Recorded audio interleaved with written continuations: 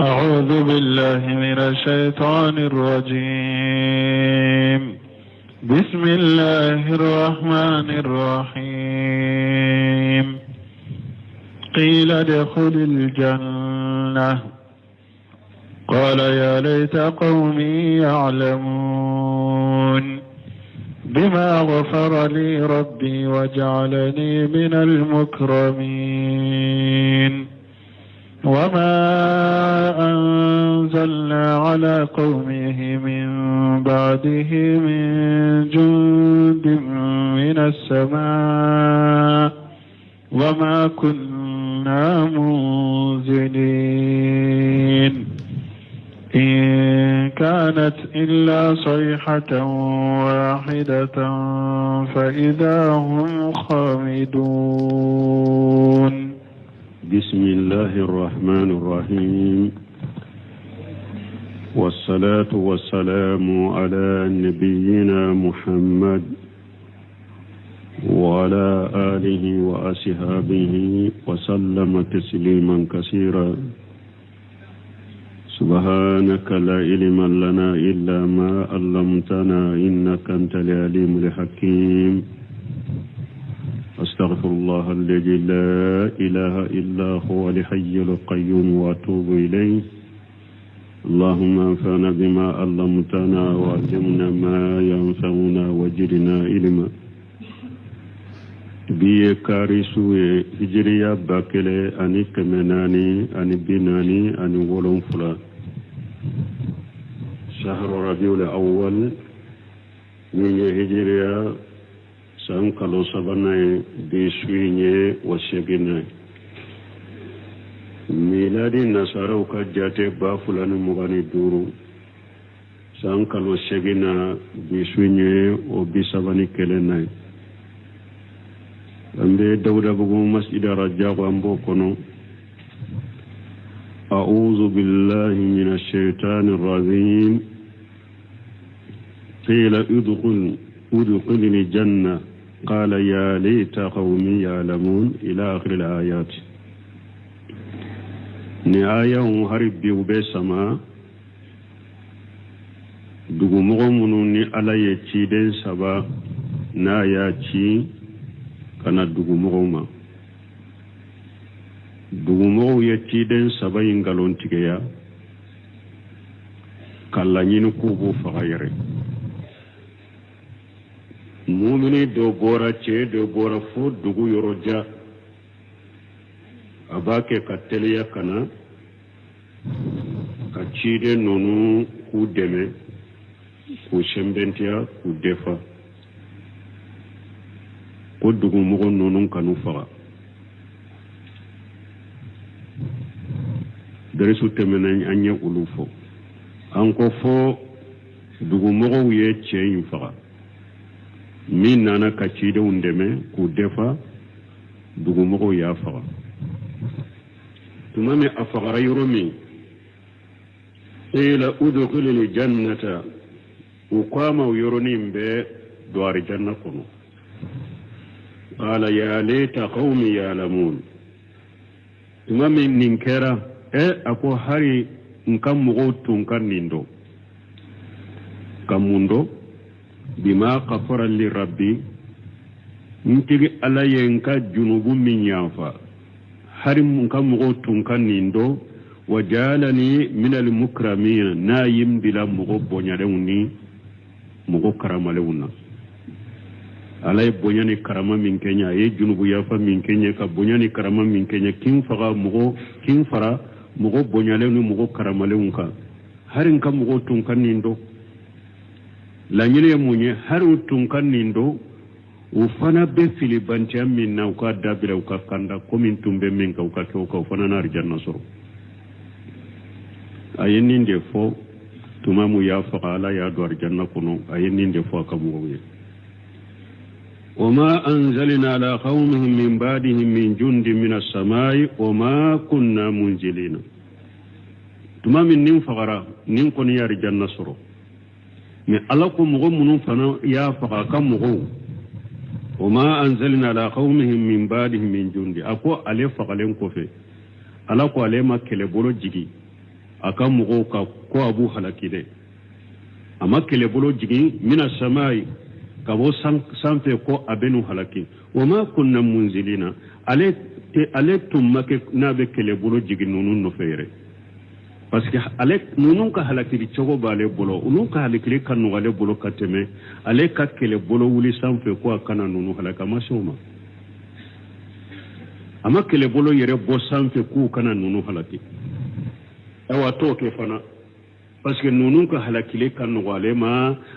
koto nunun bolo o ma ko shera o ma yere fo kelebolo kanu kama masoma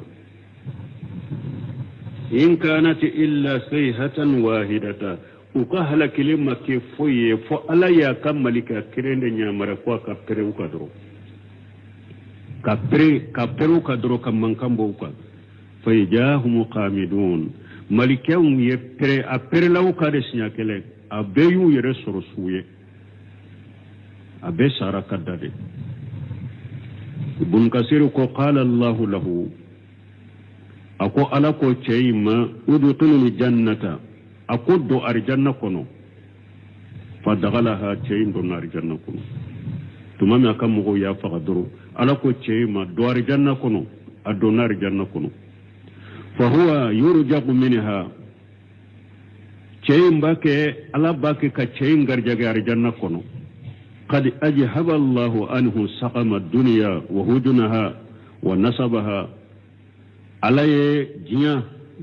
nene jinya ka banu jinya ka dusukasi jinya ka sege ala yo takabo chenga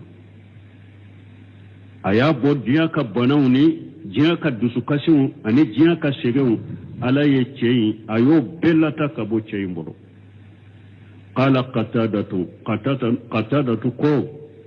la talqa al-mu'mina illa an-nashiha akuti mu'mini sorofoye foko nanjabaga la talqahu qassa ite mu'mini soro janfantiye ay nu ko karasaye mu'miniye mi akonna ka jugu mugoma abe fere jugu damande bila mugo koro ube karasaye mu'miniye abe mugo janfa mu'minite akoite mu'mini ite mu'mini soro abara foko nanjabaga de kata mugoma ite mu'mini soro abara ko janfantiro be mugo janfa lamma ayana ma ayana min karamatillah ta'ala tuma mi cenye fenye ayemminye alaka bonyane alaka karamada alaye min kai qala ko ya laita qaumi ya'lamun ako harin kam mugo tun kan nindo bima ghafara li rabbi wajalani min al-mukramin tamanna wallahi bun kasir ko cenya nata wallahi ayanata an ya'lama qaumahu bima ayana min karamatillahi cenya nata wallahi ayemmin do ayanata an ya'lama qaumahu bima ayana min karamatillahi aye alaka bonya minye anyala ayanata kamugo tunkanindo wama hajama alai ani nema min tunaka nema mi ni o tunaka nayi nema mi soro ayanna takamu ka bo kalama wa maqsuduhu kayin kala nyine munye annahum law talawu ala ma hasala li min as-sawabi wal jajai wan na'im al-muqim laqadahum zalika ila ittiba'i rusuli kayin kala nyine munye akalla nyine de nin kan mugo tumboran nin kalama alaye barajin min kenne alaye nema dumale min kenne ni tunyin nindo numbu samakata ukatu cidon ko numbu nin tumbu samakata cidon tugu nyogonyalila farahimallahu wa radiya anhu bun kasir ko alaka cene malaka jeche koro falaqad kana harisa ala hidayati qaumihi cein tunkera kurtu bagaye kata ka mugo ka kandalima akanya namaya aye konan jake akam mugoye haraka fatuli ko fe fana aye konan jake akam mugoye katunya namaya la kurtulen tumbe kata akam mugo ka kandama afatulen ko fe fana tusuru akam mugo ka kanda kanubala alaka ne malaka jama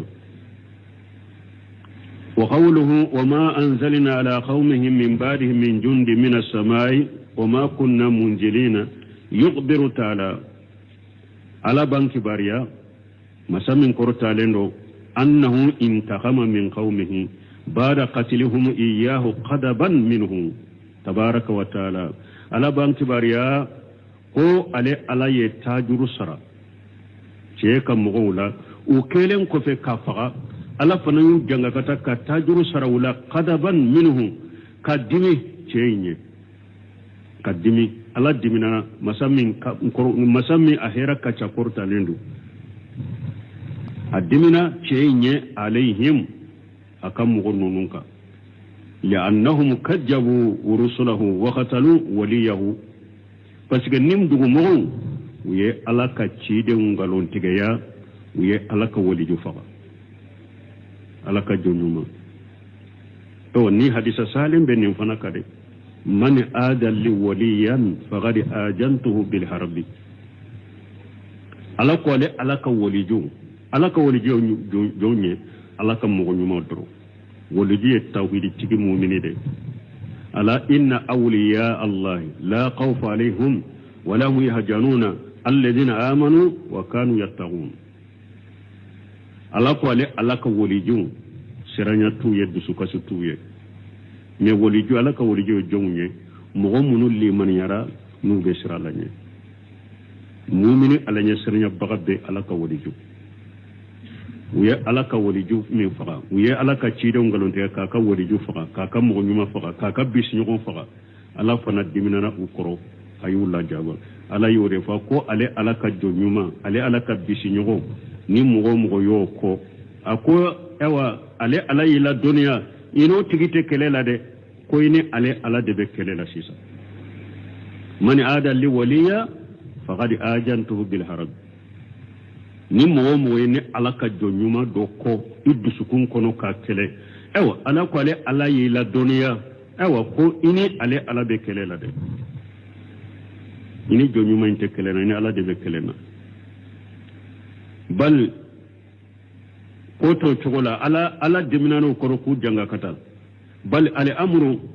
ala ko ewa ayayin kono annahu ma anzala alaihim وما اهتدى في إهلاكه إياهم إلى إنجال جند من الملائكة عليهم ألا قال ما هتكيا نونو هلكلي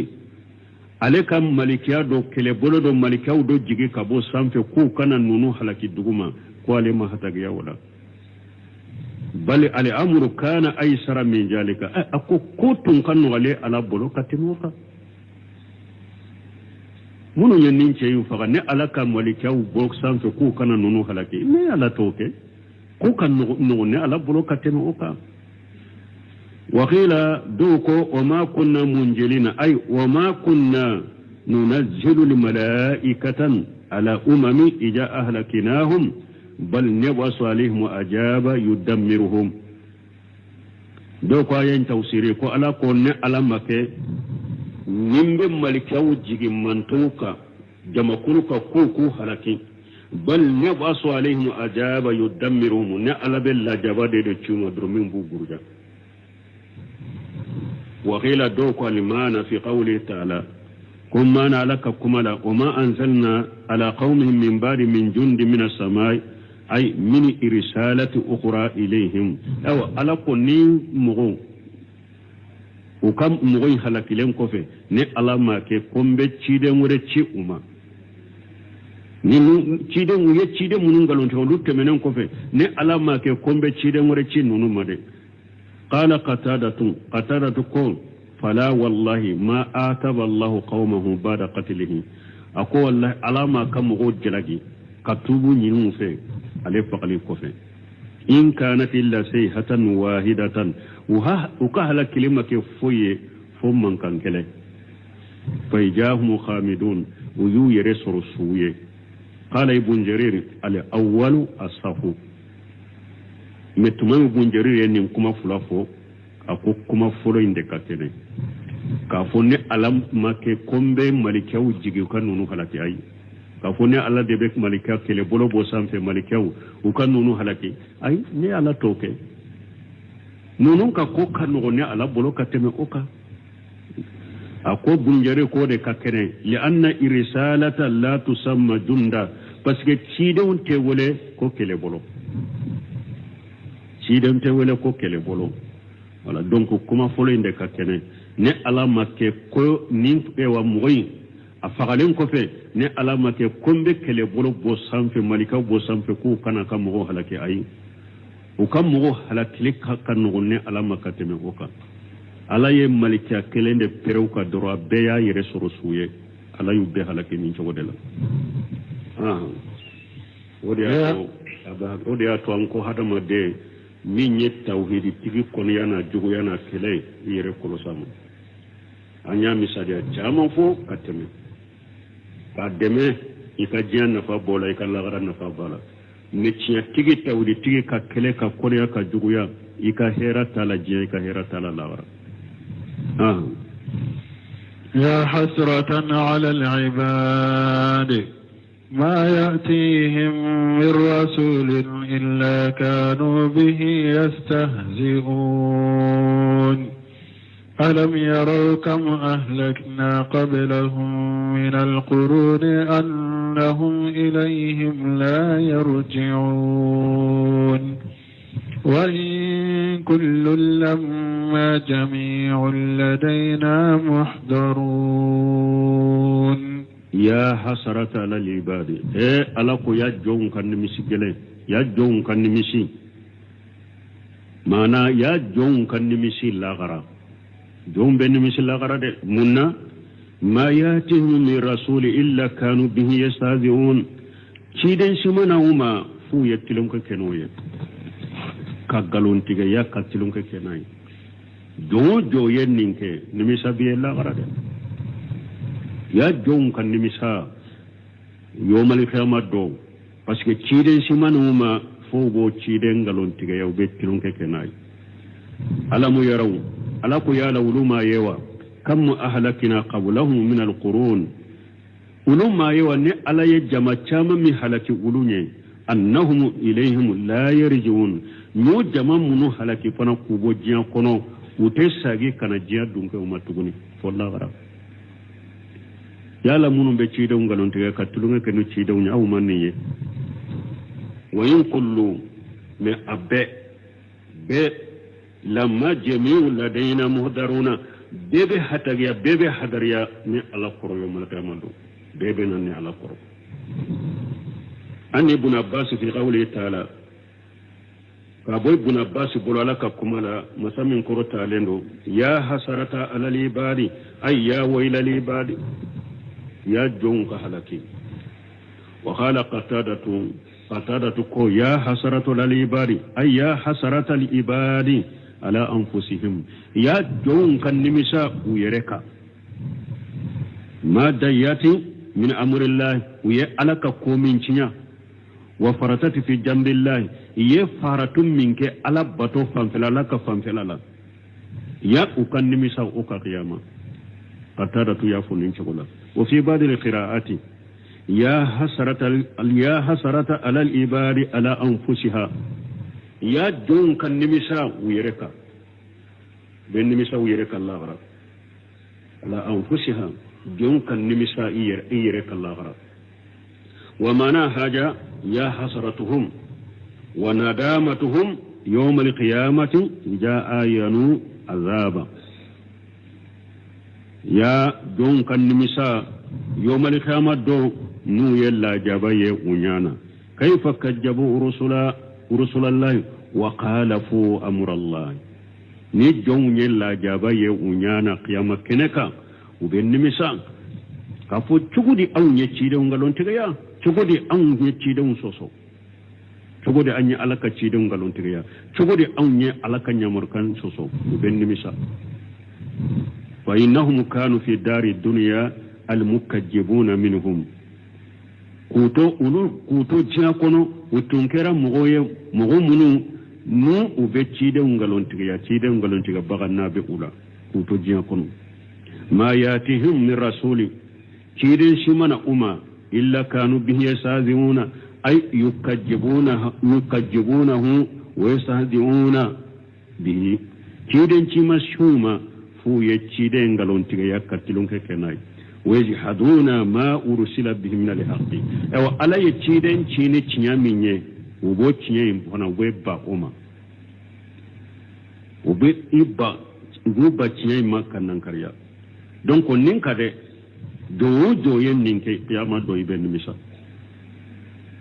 nimisa ye alaka cide munun galontiga ibe nimisa ye alaka nyamar kam munun soso ibe nimisa ثم قال تعالى كفى لكم ألم يرون كم أهلكنا قبلهم من القرون أنهم إليهم لا يرجعون أي ألم يتأيجوا ما نيال علوما واجو بمن أهلك الله قبلهم من المكذبين لرسله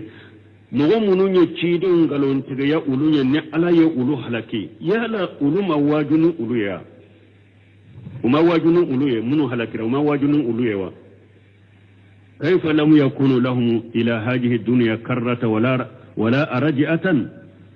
نألا يمنو هلكي ونمنو يتشيدون قالوا انت يا أولو هلكي ونye أو منو هلكي رفنا ساقلي توبلو كان ننجياما ده ساقلي توبلو كان ننجياما الأمر لو لم يكن الأمر كما جام كثير من جهلتهم وفجرتهم من قولهم كوما كي كومي ولوك أمغو منو هلكي رو كجاهلي چاما أنو كفاجري چاما نيافو چوكمي إن هي إلا حياتنا الدنيا نموت ونهايا ko ninjia nyanama ka koite foye ninjia te foye dobe nyanama ya dro dobe sasa ka kunute uka jahili munun tumbe ninfo uka fajiri munun tumbe ningalon fo koy make wo chokola de koy make wo chokola wuli la qiyama kene ka utale qiyama ke utale lagara umasagi kana jantuguni parce que ulutumba fore ko hadama de dobe sa dro dobe nyanama ya ube be sa yamfe ube ta bo yamfe utumbo min galon fode depuis lu halakira umasagi kana jantuni ko make ko mi ya amiri chogomi aw mo ya fanaka wajuno we munu ye cide ngalon taga ya awunye ne ya u halaki depuis halakira bora ni njian kono umasagi kana ninjia matuguni aw te wajuno uluye afana kana cide ngalon taga ya ako ciya taga ya akatugo ko wa humul qailuna بالدور من الدهرية أو أولو جاهلي سوغو منون تمنره أولو فاجري سوغو منون تمنره أولو دي تنبا فو كوكو بمنو كو جيه دبا منو وهم الذين يتخذون الجهل منهم أولو دي نوبا سرود بسكون كنو جاهلية وكا جاهلية كما درو أنهم يعودون إلى الدنيا كما كانوا فيها كنون أولو سارة kube sagi kana jiya ko mutumbe jiya kono chogomi nindu sukuna sirir tumbe ulu bolo jahilu wafo nunu de madhari yuna ulu bolo koko be hada maden soro abe jiya de sabawuna kele abi soro ewa ko be ye jiya ko de lagara kote ni sara beta boyoro werede kube sagi kana jiya kono ewa ala ko tumbe ewa meri chogomi ko ma ko chogola de فرد الله تبارك وتعالى عليهم باطلهم نينغالو من تنبو بلو على يوكا غالوي اي اردكوكا كسغوما وقال تبارك وتعالى ألكم سمي هيرك كاچا كورتا لندو ألم يرون ألكو يالهم علوما يوا كم أهلكنا قبلهم من القرون نين على يجمع چاما من هلكوا وني أنهم إليهم لا يرجون وجمع وما ساقي كانوما تغني وجمعت ساقي كانوما وما ساقي كانوما تغني يا لولوم يوكا واجنو يه وفنك سبالي وكسابوكوا وقوله عز وجل ni ala ko masamin ka ba korota lenu wa in kullu lamma jami'un ladaina muhdarun ay wa inna jami'al umami almadiyatin wal atiyati satuhdaru li hisabi yawm alqiyamati bani yadillahi jallan wala alakum mantum munun temena ani mantum munun bena ko abebe hadariya ale ala koro yawm alqiyamado korosilila manton temeno manton mun bena yomal kama do bebe faranyon ka ala koro kiyama do ni ala bu koros abu fese fese masamin ka ba korta lenu fayujajihum bi amalihim kullaha khayraha wa sharriha ala bu saranu ka baraketa be a herana a juguma wa mana hajihi ka qawlihi jalla wa ala nin kuma nin be komi ni ala ka kuma masami nin kuma mana be komi ni ala ko masami ka bakoro talendo wa in kulla lamma la yuwaffiyannahum rabbuka amalahum wa in kulla lamma la yuwaffiyannahum rabbuka amalahum awa mugoshite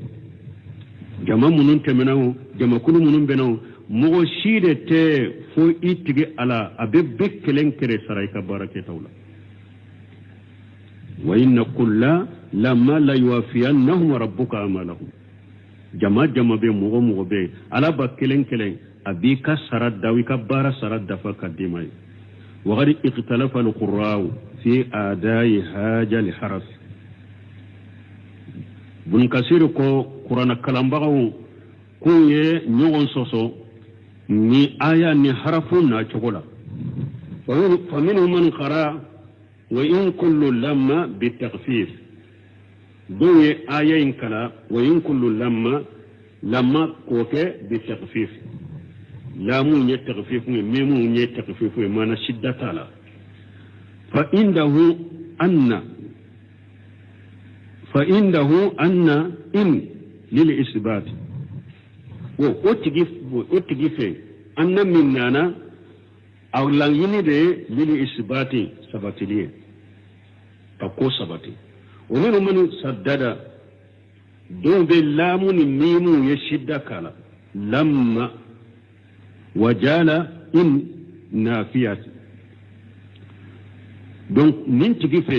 ale inin ke nafiya de an ko kalan cogo folo munu nyake takhfifu ye ini ulu fe isibatu de do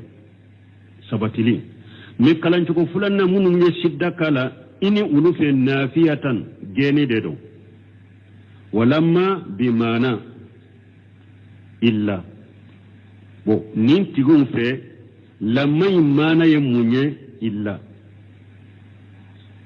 illa donc kalan cogo folo lamma mana mu ñewlu fe anna munu ñake taxfufiye mana wa lamma la ñune ulu fe muñe anna ini la ñune mu ñewlu fe isbat waye taxfifu tay mais munu ñe shidda kala lamma ini mbeke ulu fe nafiya lamma mbeke be mana illa تقديره دونك كما لا ينبك مني ولا وما كل إلا جميع لدينا مهدرون مغشيتي فوق أبيبي حدريا ني على قرو كلانتكو فلانا مغشيتي فوق أبيبي حدريا ني على قرو وما نالي قراءتين واحد مي بن كثير كو كلانتكو فلاين بي مانا يكلندي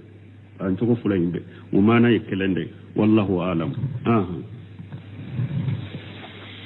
وآية لهم الأرض الميتة أحييناها وأخرجنا منها حبا فمنه يأكلون وجعلنا فيها جنات من نخيل وأعناب وفجرنا فيها من العيون ليأكلوا من ثمره وما عملته أيديهم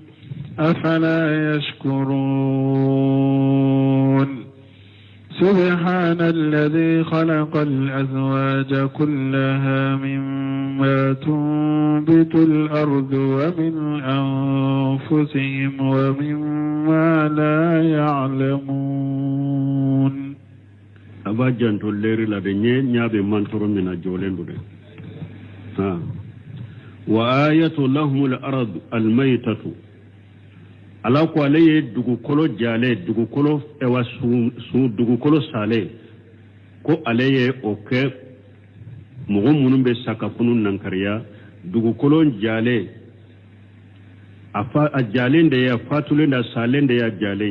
ne yo oke umata manse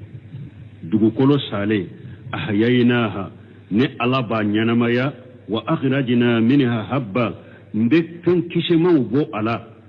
fa minhu yaakulun fen kisem munun be bo dugukolo la na falela ado be hadamadenw yere bo du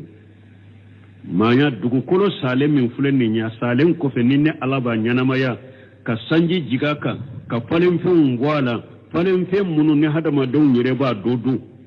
ni nyetta man se hadamadenw ma ko masammi nyen nin kilagara e fana fatulen ko kado kaburu kono be se ki nyanamaya kibo kaburu kono komi aye fen kise donnen ko fe dugukoro jukoro ala yo nyanamaya chokomi sanji nalen ko fe o ka bo ka falede ewa ala be se kay fana boy ka kaburu kono yama o yetta masima wajalina fiha jannati o dugukolo ninne ala inago furu kala min naqil nago furu munu nu adowe tamarowe wa anabi adowje erewa erejewe وفزرنا فيها من العيون ايوا ني الله يجينيو فنا بولي دغوكولونكا سبحان الذي ليأكلوا من ثمره pour akad dugukolo kayri dewndu wama amilatuhu aydihim nim fana kro mana fula bala tawsikaro borobon kasir benum fo amana doye munye wama amilatuhu aydihim ani aben nema do dugukolo kan nema muno aw bolome wuluda aw bolo mubarakede ni ala ka fonan sirade do ninya ako awye bo mana fulanna bunjerire bo fo wama amilatu aydihim min nema do kawye nema muna yere bolo bubara mana yere be yiri turu e yere be ka sene ke fensene donc ka tono soro ka nema soro afala yashkuruna yala nimbeka awti ala barikada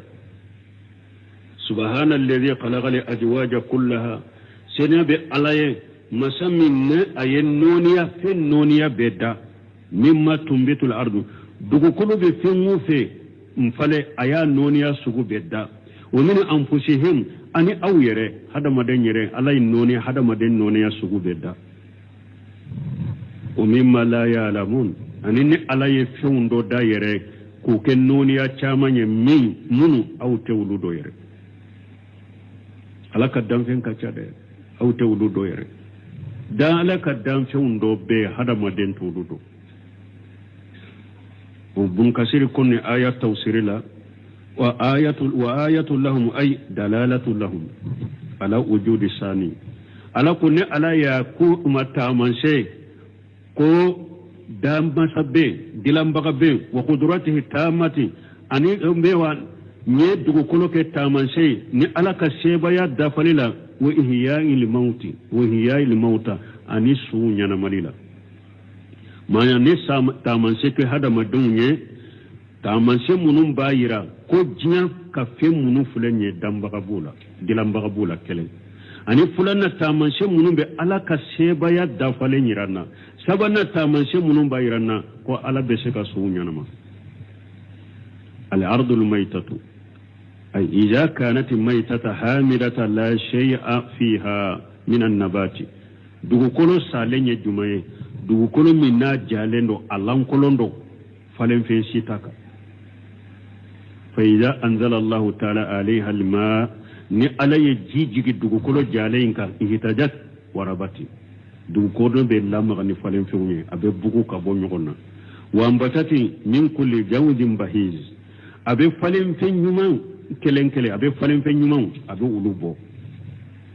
wali haja qala ta'ala ninde ko salaku masamin korota lenu ahayinaha wa akhrajna minha habba faminhu yaqulun ay jalinahu irjiqa lahum wa li an'amihim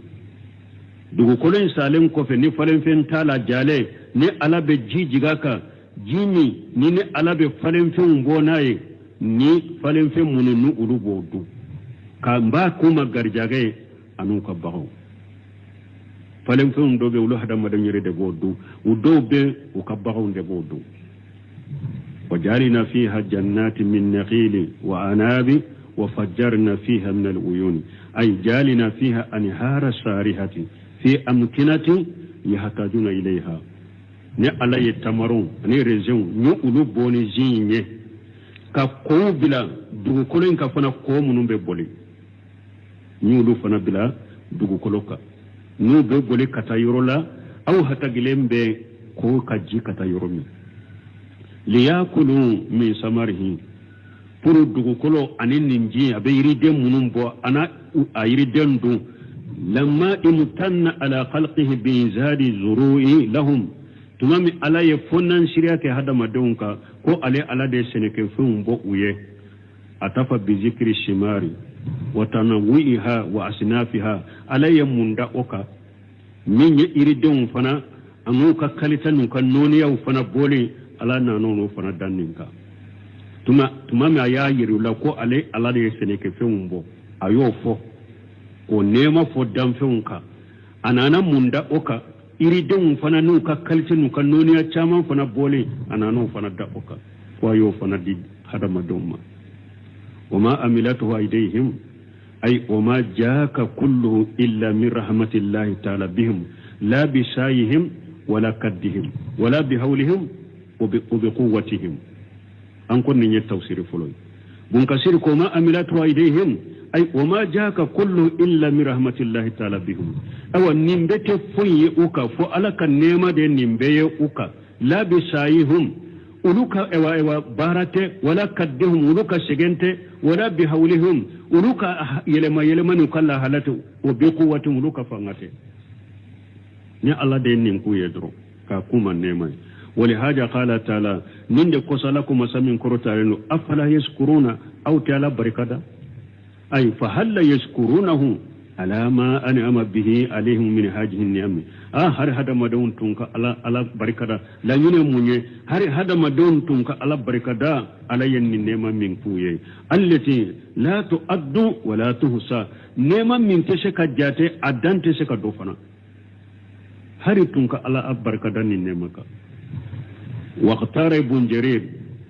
جرير يس السبانتيا بل جزم به ولم يحكي غيره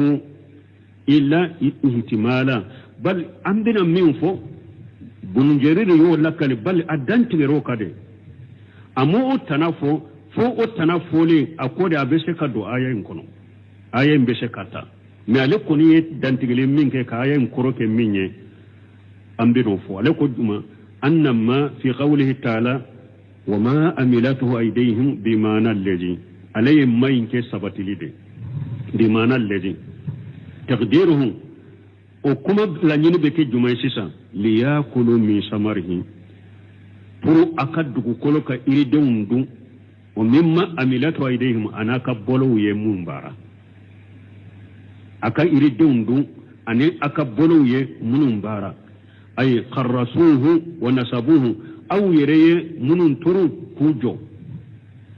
qala wa hiya kadhalika fi qira'ati ibn mas'ud radiyallahu anhu awa bunjerir ko kwale fule ka fo chokomi ko obe ibu masudu ka karanchogola ko chogodela liyakulu min samarihi wa mimma amilatu aydihim afala yashkurun pour aka nundu du kolo iri dundu anaka bunu ye min mbara afala yashkuruna hari atun kala barkada donc an ko nin koro fula de bala folo do ye ake mayin ken nafiyade mana ala nema fula auka ala de ni nema ka auka yere ka barate ala de ka funnan shara na ya ka auka barate bunjere de mayin ke sabatiliye bi mana lezi mana ni nema mimbe auka ni ala ya kauka ani au yere ka baraye au yere ka bolo ye nema munun bara na yiri munun tu kayiri munun jo bunjere ya ke o chogola summa qala ta'ala وكفى علىكم مسلم كرتالي سبحان الذي خلق الأزواج كلها مما تنبت الأرض أي من جوري والشمار والنبات سنبي الله مسلم يفعلن فين بيبو خلق الأزواج كلها مما تنبت الأرض مسلم يفعلن فين بي نايا بدا دوغو كلو بفينو فين فالي أي من جوري والشمار والنبات سنك فين يريدون فالن فين ومن أنفسهم فجعلهم ذكرا وانثى او انا او يرى هذا مدون الا يكن نونيا دي شين موسو ومما لا يعلمون الا يدان فون دو دان فمن او تودو ايو من مخلوقات ستا danfen chama danfen munun te kele la yarifunaha aw hada madente uludo kama qala jallati ajamatuhu comme ni ala ya fo masami ni akam afunan shirakabu wa min kulli shay khalaqina zawjayn la'allakum tadhakkarun ala ko danfen be ni ala ya bedda fula de ceni muso unake sababu ana ala barikada wari lezi ايوه سبحانك اللهم ربنا بحمدك اشهد ان لا اله الا انت استغفرك واتوب اليك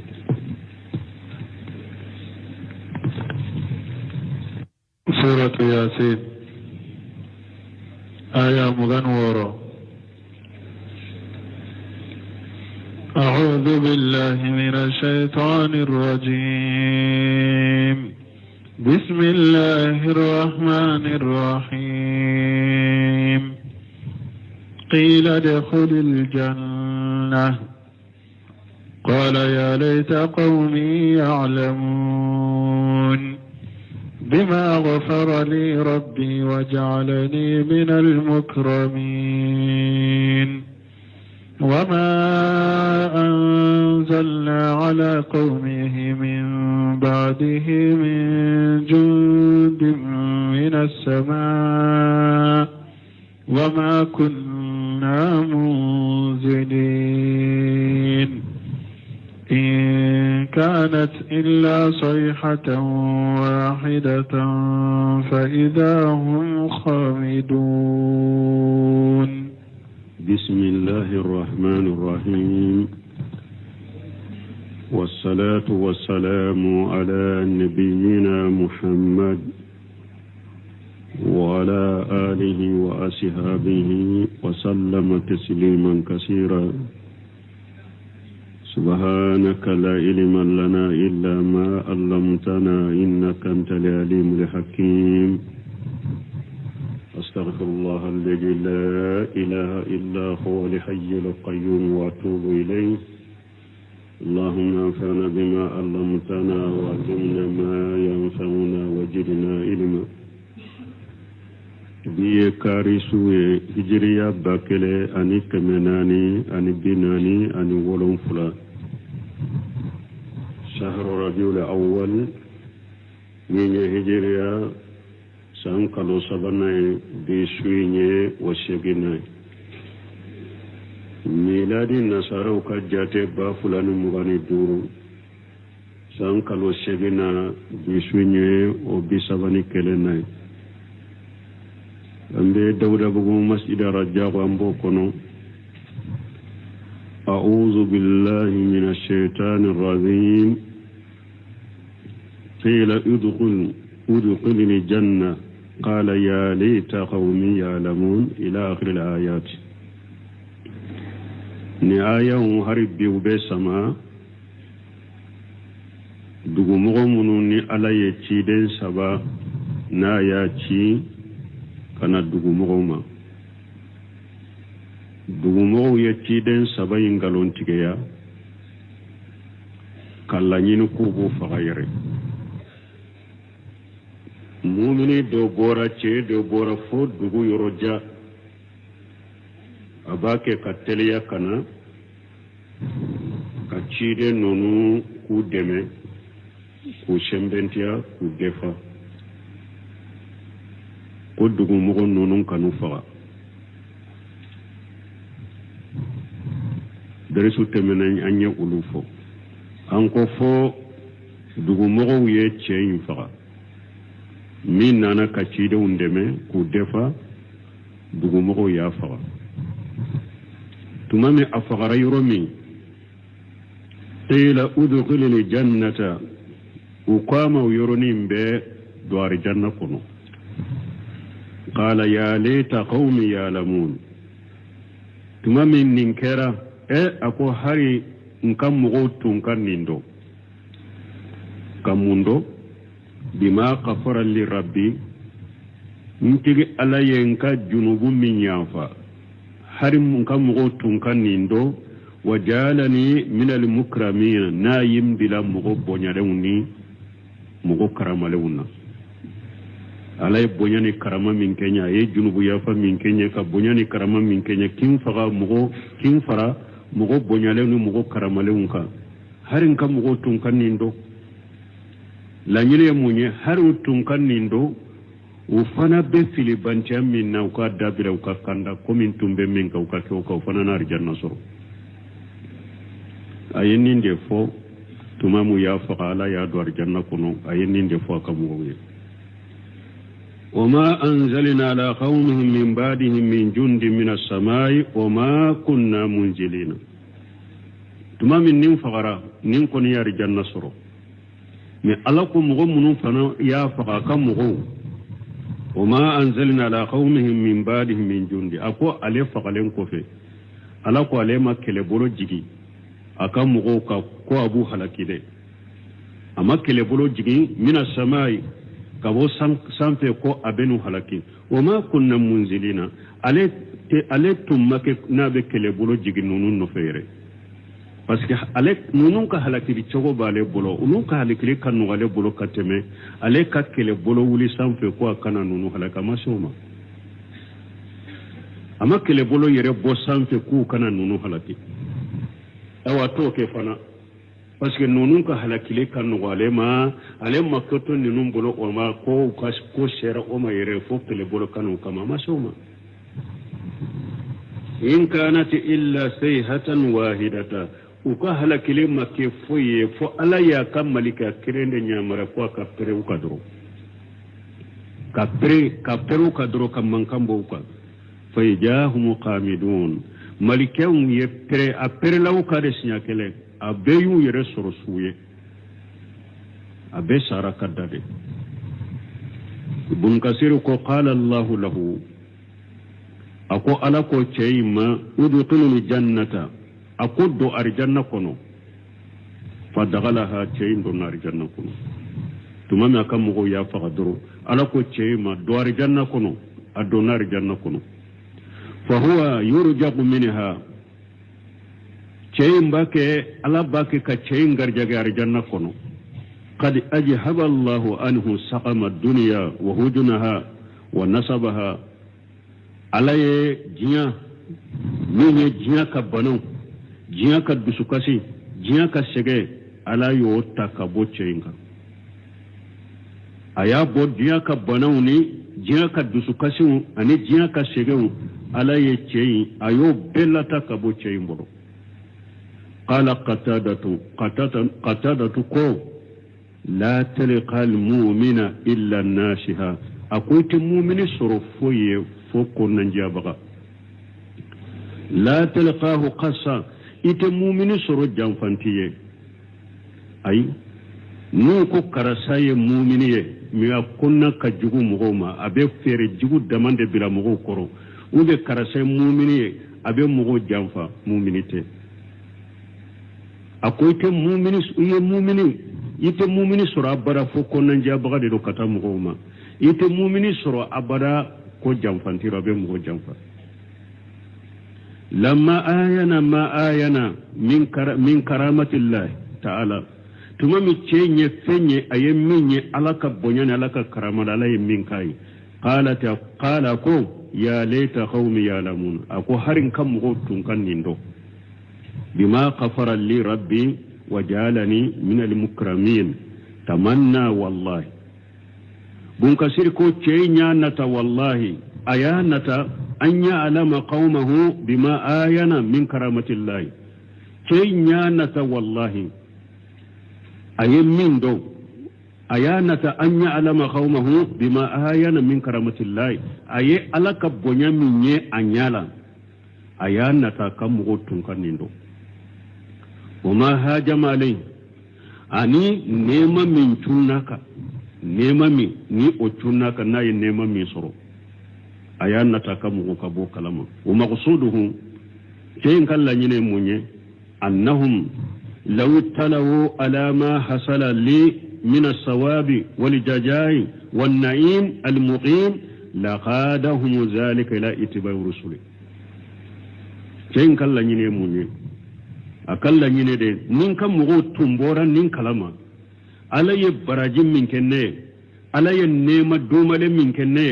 ni tunyin nindo numbu sama kata ukatugu cidon ko numbu nin tumbu sama kata cidon tugu nyogonyalila farahimallahu wa radiya anhu bun kasir ko ala kace ne malaka je ce koro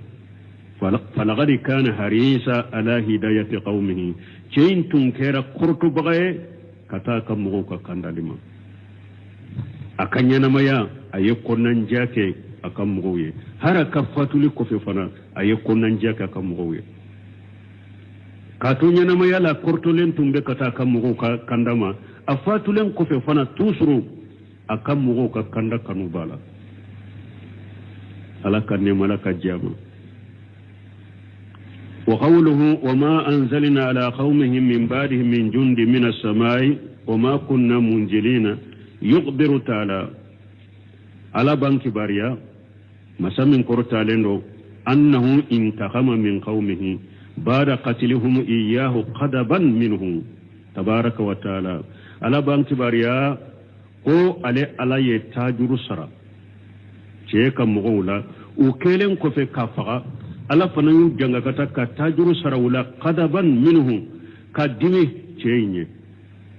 kadimi ala dimina masami ahera ka chakorta lendu adimina ceenye alaihim akam mugonununka li'annahum kadjabu rusulahu wa qatalu waliyahu parce que nim dugu mo wiye ala ka ciide ngalon tigeya wiye ala ka waliju faga ala ka jonyuma to ni hadisa salim ben fana kade man aada li waliyan faqad ajantuhu bil harbi ala ko le ala ka waliju jonye ala ka mo nyuma dro waliju tawhid tigi mu'mini de ala inna awliya allah la khawfa alayhim wa la hum yahzanuna alladhina amanu wa kanu yattaqun ala ko ale ala ka waliju siranya tuye dusu kasu tuye me waliju ala ka waliju jonye mo munu liman yara nu be siralanye mu'mini alanya siranya bagabbe ala ka waliju uye ala ka waliju min faga uye ala ka ciido ngalonte ka ka waliju faga ka ka mo nyuma faga ka ka bis nyugo faga ala fana diminana ukoro ayulla jaba ala yore fa ko ale ala ka jonyuma ale ala ka bis nyugo ni mo yo ko ako ewa ale ala ila dunya ino tigite kelela de ko ini ale ala de be kelela sisa man aada li waliya faqad ajantuhu bil harb ni mo ni ala ka jonyuma do ko idusukun kono ka kele ewa ala ko ale ala ila dunya ewa ko ini ale ala be kelela de ini jonyuma inte kelena ni ala de be kelena bal koto chogola ala deminano koro ku janga kata bal ale amru ala ko ewa ayayin kono